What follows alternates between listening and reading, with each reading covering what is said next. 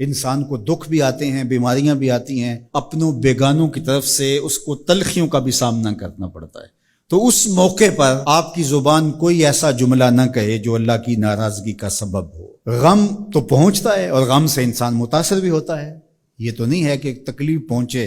غالب نے کہا تھا روئیں گے ہم ہزار بار کوئی ہمیں ستائے کیوں۔ تو جب سینے میں دل ہے تو کوئی دکھ دے گا تو دکھی ہوگا، دل بے چین ہوگا۔ تو فرمایا کہ جب تکلیف پہنچے تو مدد کس سے طلب کرو؟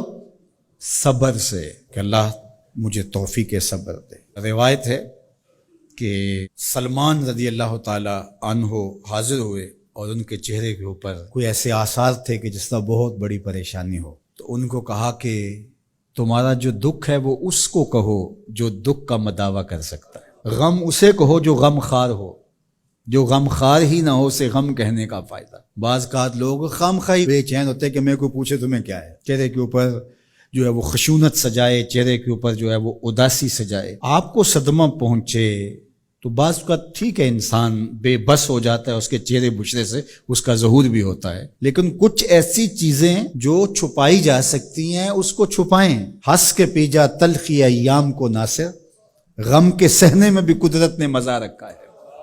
غم برداشت کریں، اندر اتار لیں، اس کو، اس کا اجر رکھا گیا ہے، اس کا صلہ بتایا گیا ہے۔ تو ہر چھوٹی چھوٹی بات کو لوگوں سے شیئر کرنا یہ نہیں، ٹھیک ہے کبھی آپ کوئی ایسی بات ہو آپ کر بھی سکتے ہیں، لیکن ہر وقت جو ہے وہ اکتائے ہوئے رہنا اور میں پریشان ہوں، میں پریشان ہوں، میں دکھی ہوں، میں دکھی ہوں، تو کیا وہ دکھ ختم ہو جائے گا؟ لوگ مہندی سجائیں گے تیرے لہو سے، لوگ مہندی سجائیں گے تیرے لہو سے، زخم دل کے نہ دکھاؤ کسی کو۔ لوگ تو اس سے طرح مذاق بھی اڑائیں گے، اور جب تم ہنستے ہو تو زمانہ تمہارے ساتھ ہنستا ہے، اور جب تم روتے ہو تو زمانہ تمہارے ساتھ نہیں روتا۔ اس لیے یہ آنسو بڑے قیمتی ہیں، وہی بہاؤ جہاں شان کریمی موتی سمجھ کے چن لے۔ یوں ضائع نہ کرو، یوں ان کو برباد نہ کرو، لوگوں کے سامنے رسوا نہ کرو اپنے آپ کو۔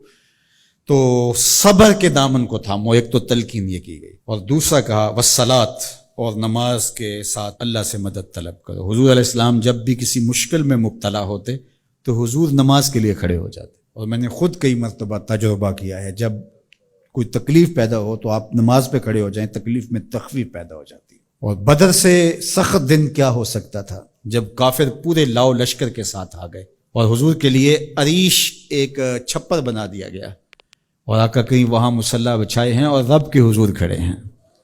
مشکل کے وقت جب کوئی سبب نہ رہے تو اس کے حضور آ جاؤ، وہ تمہاری ضرورتوں کا کفیل ہے۔ وَإِنَّهَا لَكَبِيرَةٌ إِلَّا عَلَى الْخَاشِعِينَ، اور یہ بہت بھاری ہے نماز پڑھنا اور صبر کرنا، لیکن جو اللہ کا خوف سینے میں پالنے والے لوگ ہیں، رکھنے والے لوگ ہیں، ان کے لیے مشکل نہیں ہے۔ بچے کو صبح اٹھائیں آپ نماز کے لیے تو وہ اٹھتا ہی نہیں ہے، بار بار کہہ کے اس کو اٹھانا پڑتا ہے، اور اس نے سوات کی سیر کے لیے جانا ہو اور دوستوں کو ٹائم دیا ہو، تہجد کے وقت ہی تیار ہو کے بیٹھ جاتا ہے۔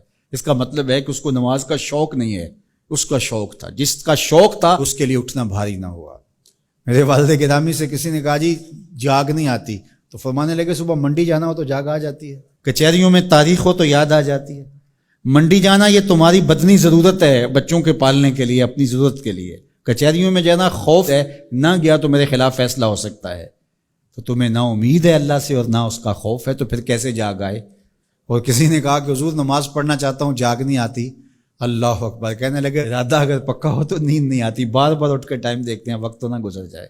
اللہ اکبر۔ تو فرمایا یہ بھاری ہے لیکن خاشعین کے لیے بھاری نہیں ہے، خشیت خدا سینے میں نہیں ہے، اللہ کا خوف سینے میں نہیں ہے، تو واقعی صبح کا اٹھنا بہت زیادہ بھاری ہے، بہت زیادہ مشکل ہے، لیکن جو خشیت والے ہیں ان کے لیے مشکل نہیں ہے۔ یہ مان لیا کہ صبح کا اٹھنا، سحری کا اٹھنا نفس پہ شاک ہے، لیکن اگر کسی کی زندگی کی لذت اس میں رکھ دی گئی ہو، اللہ اکبر، تو پھر اس کے لیے مشکل تو نہیں ہوگا۔ راہ خدا میں تکلیف اٹھانا مشکل صحیح، لیکن زندگی کا سرور اس میں رکھ دیا گیا ہو۔